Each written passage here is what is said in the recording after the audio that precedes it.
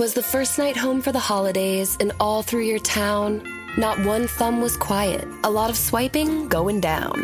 You created the perfect Bumble profile with care in hopes that your dream guy or gal may be out there.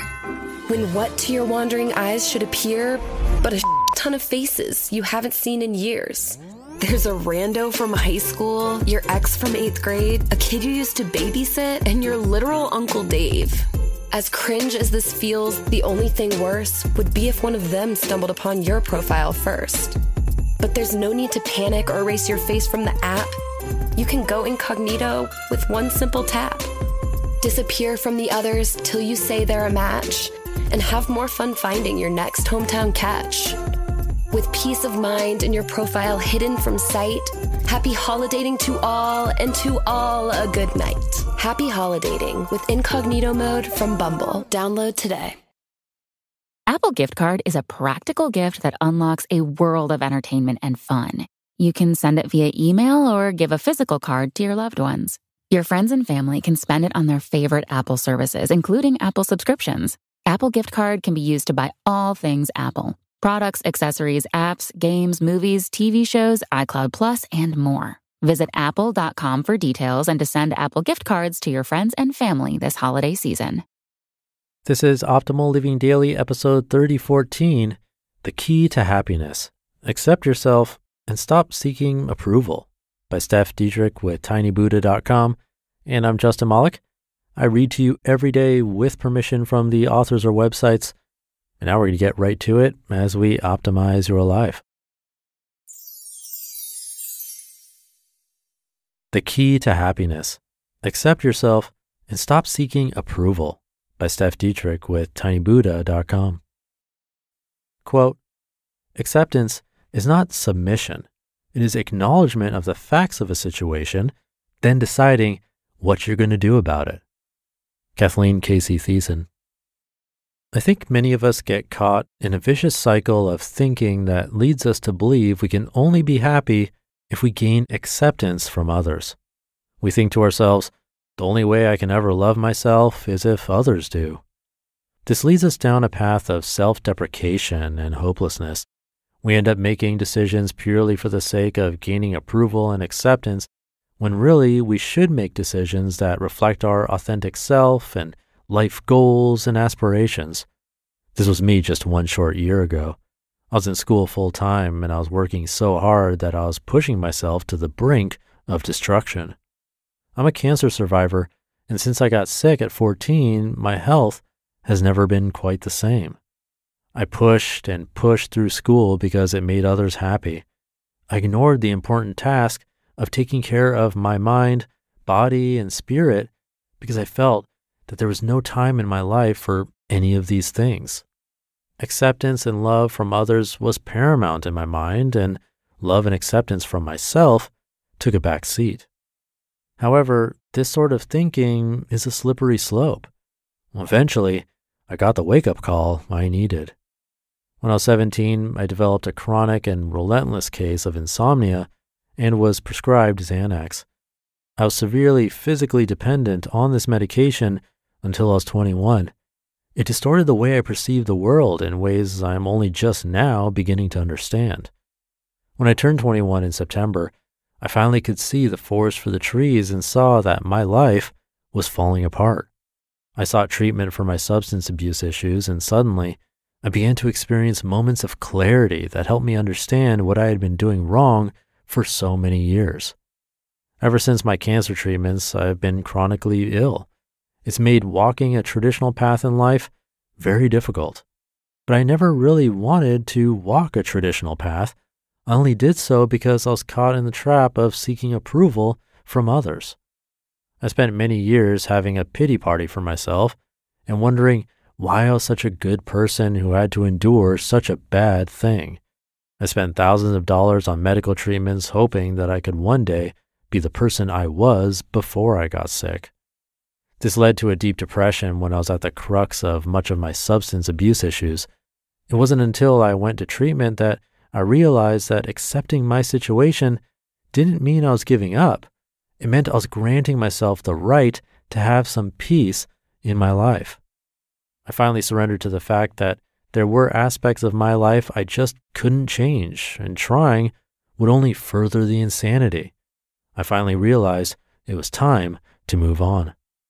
So once again, I need to stress that accepting your situation does not have to mean you become complacent. In fact, for me, it was quite the opposite.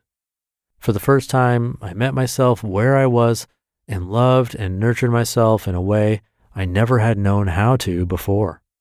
Stemming from this self-love and acceptance, something magical happened.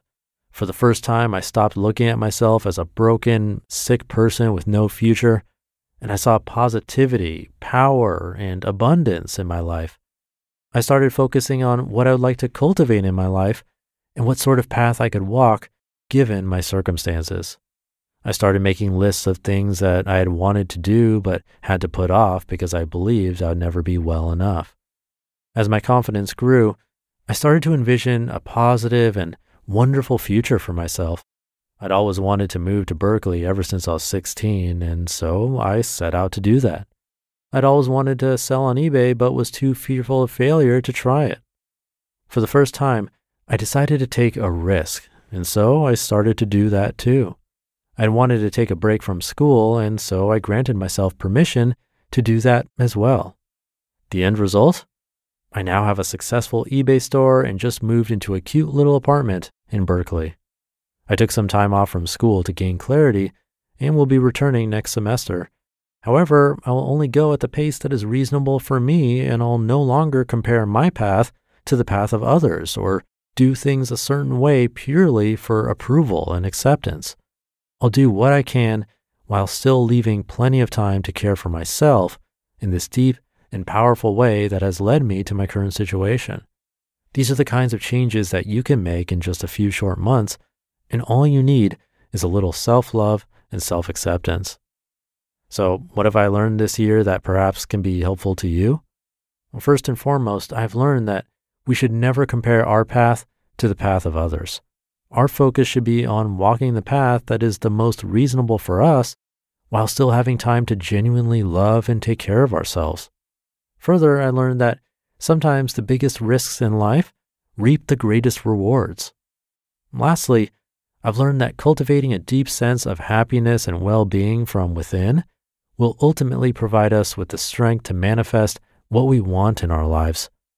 When you focus on the internal rather than trying to directly influence the external aspects of your life, inevitably the external aspects of your life also change for the better.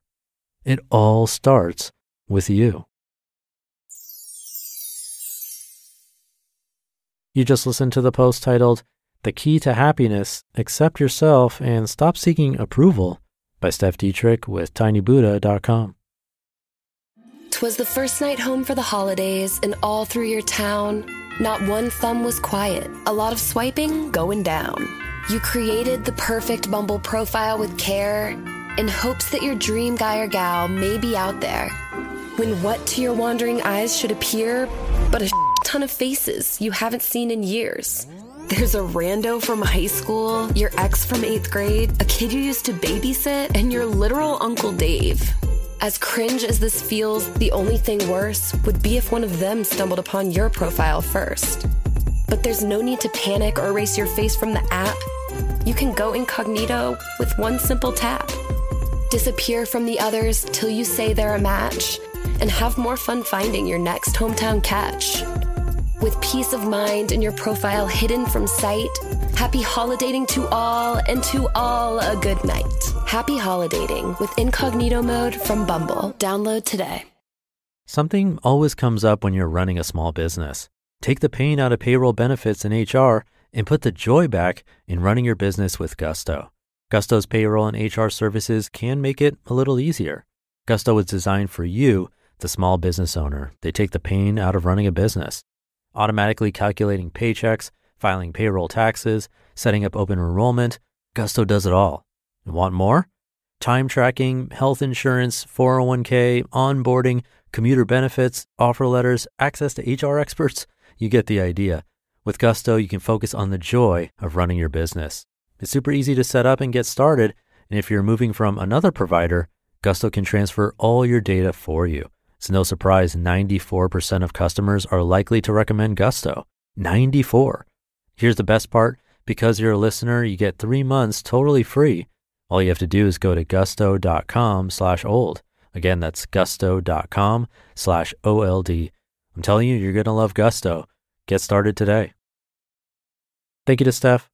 This one related to a post I narrated earlier about it always being our choice in situations, both bad and good.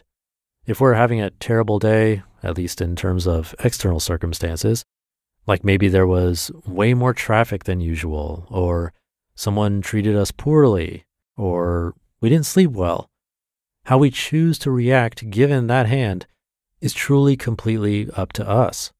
It's probably one of the most, if not the most, powerful message that I think we get on this show, but it's also one of the hardest to master and remember. I know I've brought this up, but if you're looking for a way to train yourself to get better with this, I suggest a couple of things. First is meditation, but many people do struggle with it, so if it ends up being a really frustrating experience for you, well, first, maybe try guided meditation or even a class. And if that still doesn't work for you, journaling is definitely another option. But if you really dislike writing, I do think the daily reminder that you get here on this show really does help. I know it's helped others thanks to emails I've received in the past. So hopefully it works for you too. But that should do it for today. Have a great rest of your day. Thank you for being here and listening every day. And I'll see you tomorrow where your optimal life awaits.